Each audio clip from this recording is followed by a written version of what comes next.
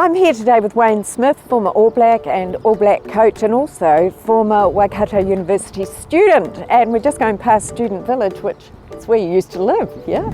Yep, lived bottom floor flat, somewhere there. My first year I was just a young fella from Tararoo, so it was a bit of an eye-opener.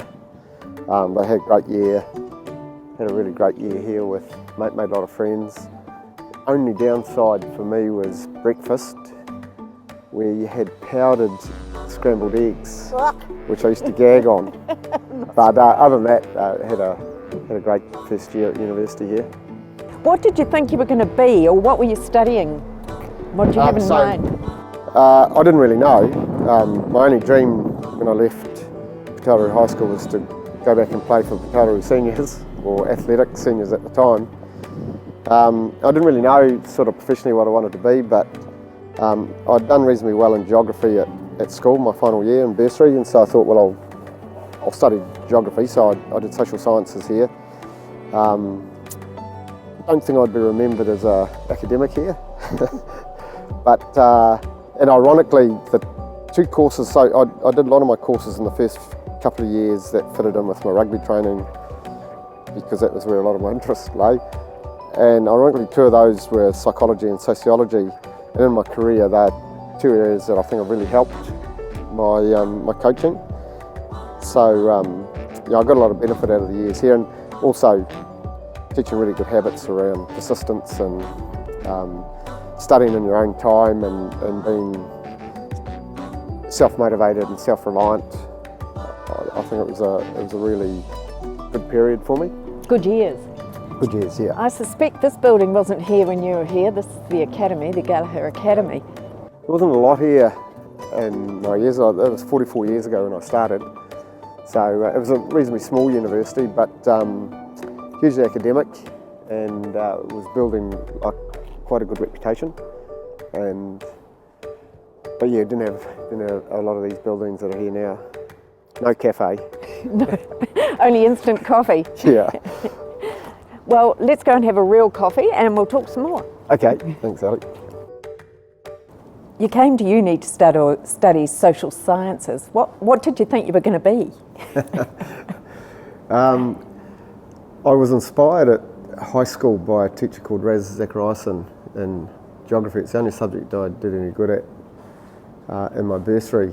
I thought, that's what I'll do, I'll go to university and study geography. Didn't really have a career in mind, and I guess I just followed what others were doing from Tararoo High School at the time. So I ended up here in the Student Village, and the first year I basically organised my lectures around my rugby. So I was playing for university under 21s, I was doing my own training, and I selected courses that would fit in with my rugby training. So I didn't really know what I was going to do. But ironically, a couple of those courses that I picked that suited my schedule were psychology and sociology, and they turned out to be two of the areas that have probably made the biggest difference to my coaching career, along with a teaching degree.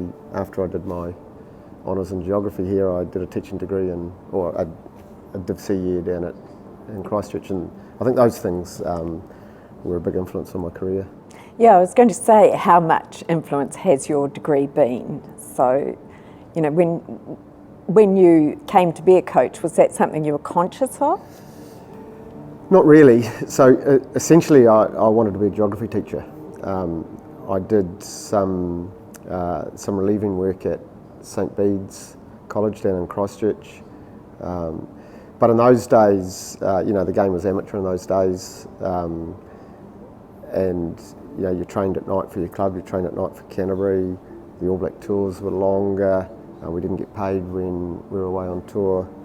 They were quite difficult times, and so I went into a commercial job rather than teaching. And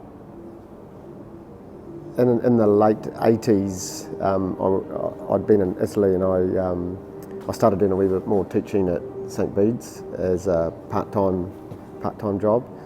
I remember Gary Lennon, who was director, offered me a job there and I was choosing between a coaching job or going to St Bede's. I remember him saying to me, "There's no future in rugby coaching." Well, you turned that on Come and its join head. St Bede's. But no, I didn't really plan anything when I was a youngster. I basically followed the crowd a wee bit. I was pretty immature when I started here. I was only 17, and I didn't know what I was going to do. But coaching is about communication, and teaching is about communication, and so the two things seemed to sync and definitely helped my career. What do you remember about studying here? So my first year I was in the student village. In those days you had a standard tertiary bursary, so everyone who went to university got $24 a week, and it cost $24 a week to stay at the student village, including your meals, which was handy. I used to milk in the holidays and pick up hay and that over Christmas, and so I never had a student loan when I came here.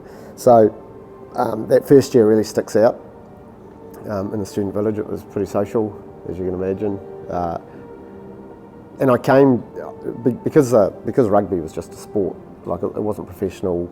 I had dreams in the game clearly, but I wanted to get my degree done, and I wouldn't be the best academic to come through Waikato University, but I wanted to get my degree done, and so I played rugby at the same time, and I was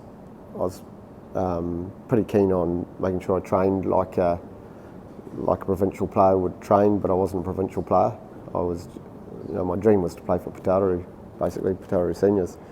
But I always had this feeling that you don't have to be a great at the game to do well in the game, and you don't have to be the best in the world to follow the habits of the best in the world. And I always had the thinking that I should just follow the habits that these great players follow and see how far it gets me. So I balanced the two things. So that first year was pretty outstanding, met a lot of people. Second, after that I went flatting. I ended up in a flat in Grey Street. There's a hollow, there's a dip in the road, and there's a rugby field down the bottom. Yes. So we flatted just up the top, up these stairs, and that rugby field shaped a lot of my kicking and my skill work. So I was down there every day. Had a flatmate called Trevor Matheson, who's incidentally Ambassador to Indonesia, was ambassador to Italy and Greece, and Spain.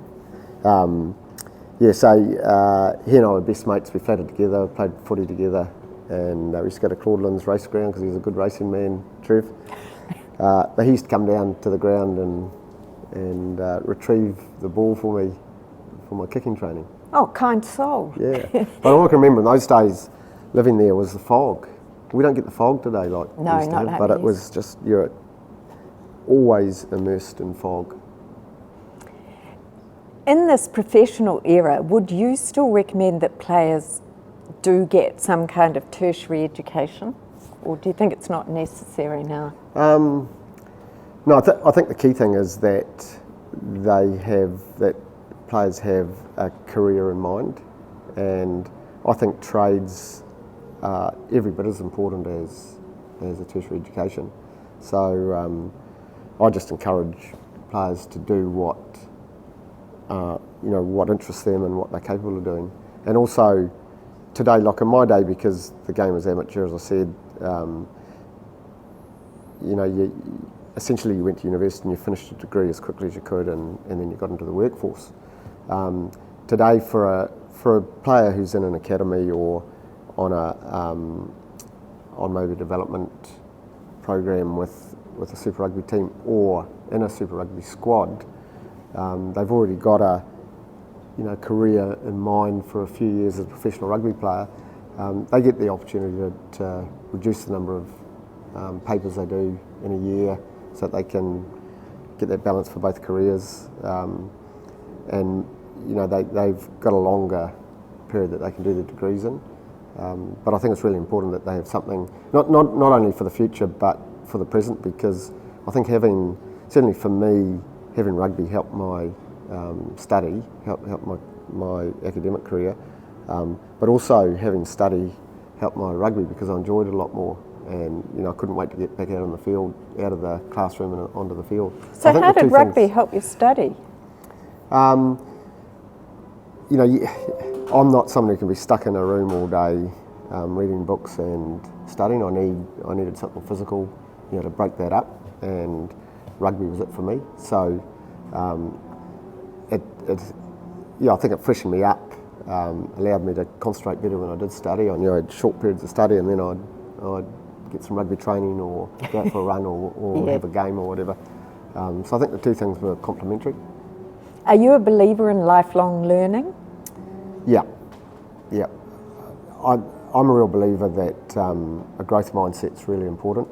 And what I mean by that, people who don't just rely on their talent and who are prepared to keep learning, who aren't scared to make mistakes, who don't need to be perfect, generally they're the people that have a career of getting better and trying to improve themselves.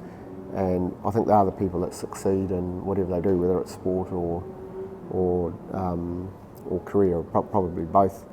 A fixed mindset, and we all know people who have that, is a belief that you've got a natural talent, that you don't have to work to improve that, and in fact you don't want to try something harder because you might fail, and then that would show you that your talent's not so large. So don't try something difficult, just go what's easy and be really good at it. And I don't think, in my view and in my experience in sport in particular, they don't tend to be as successful. When you came back to the All Blacks and joined Graham Henry, everyone talks about how you sort of worked to change the whole culture of the team. So what did you call upon? How did you take control? How did you lead? They were interesting times. So I'd been involved since '98 with the All Blacks. So even while I was coaching Crusaders, I was helping John Hart for a couple of years with the All Blacks as sort of like a technical advisor. I was the first coach, I think, possibly in the world, I'm not too sure, but that used a computerised analysis program, which I'd worked on with a guy called George Seralak, who was a professor of biochemistry, but had a real interest in computerisation in sport. And so he and I, and with help from people like Graham Murray and Brendan Ratcliffe from Hawke's Bay, we helped create this program. So I was using that with Crusaders and then with the All Blacks in '99. So I'd had that involvement. Then became All Black coach 2001. Had a pretty sad ending to that. It's been well documented. And then when I returned in 2004, to me there were issues around, and they were issues I think that came through professionalism, where all of a sudden players are getting paid. Having another career wasn't quite so important, and there was almost like a sports jock mentality in some players. We had what I thought was what we all thought was pretty outdated leadership model, where there was a captain and then everyone else sort of in behind the captain, and there was opportunity to loaf, to leave it up to the captain and the coaches to make the decisions and lead the way. So we were, by the end of 2004, it became apparent that we were going to have to make some changes because the environment was not the best, the leadership model wasn't really working, and we took a brave decision to change our methodology of coaching and the culture of the team. And a big part of that, so there's Graham Henry, Steve Hansen, Gilbert Anoka, Darren Shand, and the great BJ Lahore. And we went up to Wellington for a couple of days, locked ourselves in a room at NZRU and came up with about a 9-point plan of how we were going to change the game. And that included a leadership group, leadership training for the players, but also for ourselves. So we used a top educationist in Colpin to take us over months really, and teaching us how to be leaders. We still had a captain and a vice captain, but it's the leaders that we wanted to be making on-field decisions.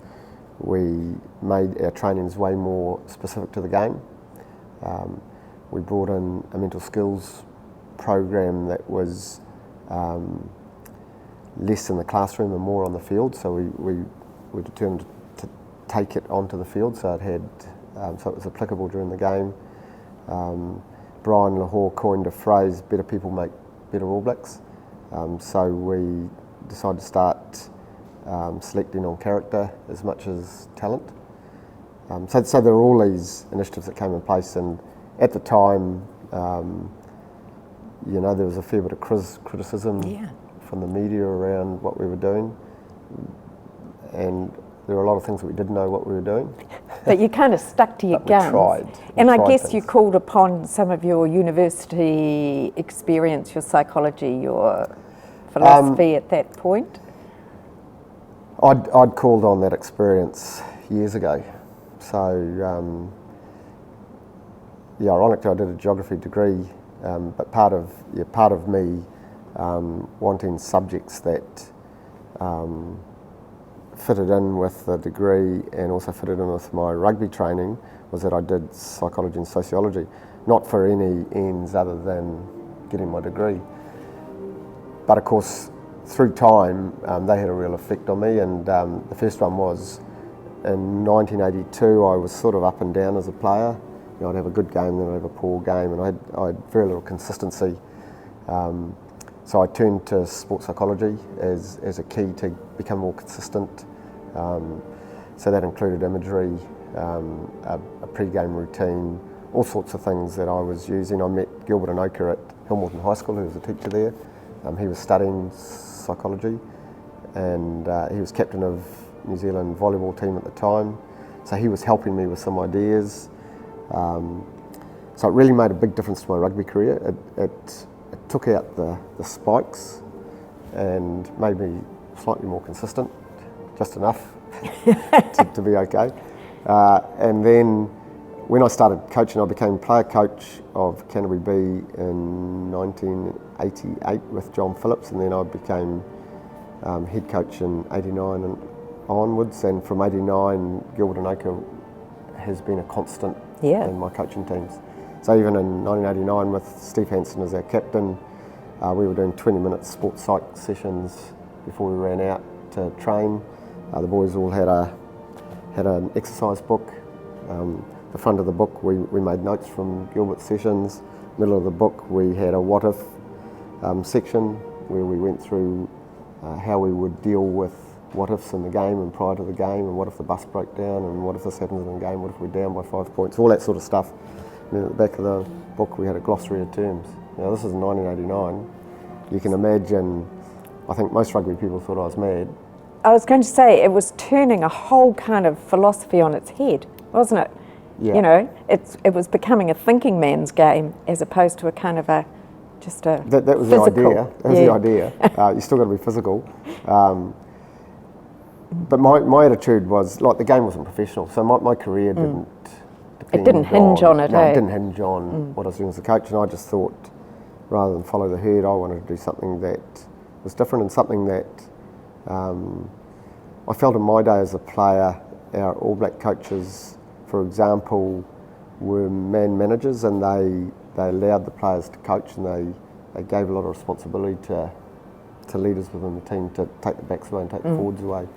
And whilst coaching was developing through the 80s and 90s, I still like that idea of people rising to their own challenges.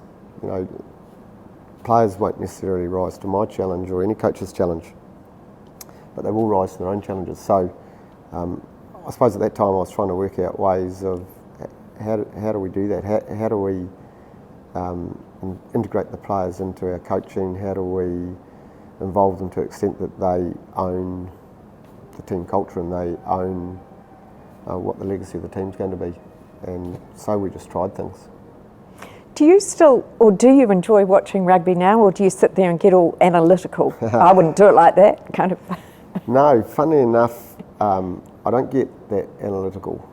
If I'm going to analyse a game, I have to go back and watch it in detail. And of course I have to do that with my own team, Kobelco Steelers in Japan, and also the odd time coaches will ring and say, could I have a look at this or have a look at that?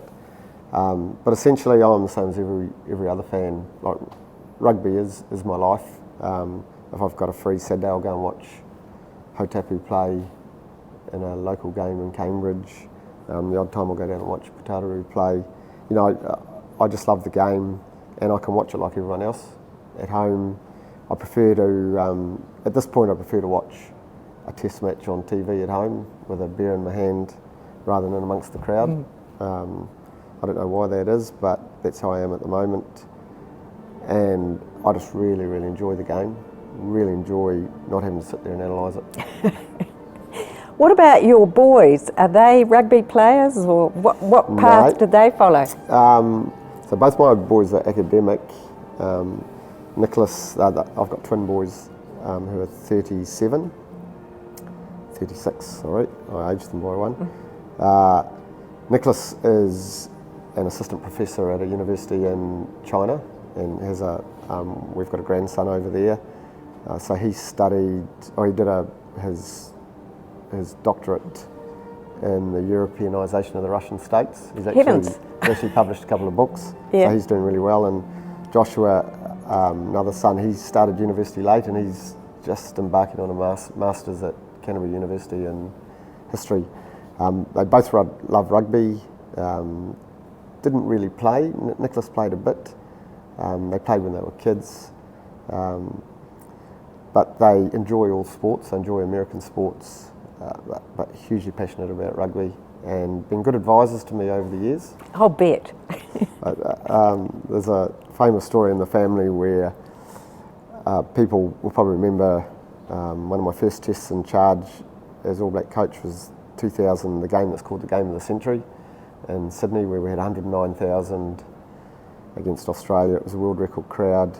We were up 24-0 after 7 minutes, and I was starting to think All Black coaching is not that hard. But anyway, by half time it was 24 all, and my son was staying with a friend of ours in Christchurch, Joshua, and at 24 all he got up and he was disgusted and went upstairs and was heard muttering, "That man's got to go," talking about me as a coach. So they're pretty passionate about the game. And you're still coaching, and now it's Japan with little side trips to Italy. So obviously you're still enjoying the job. Yeah, I'm semi-retired.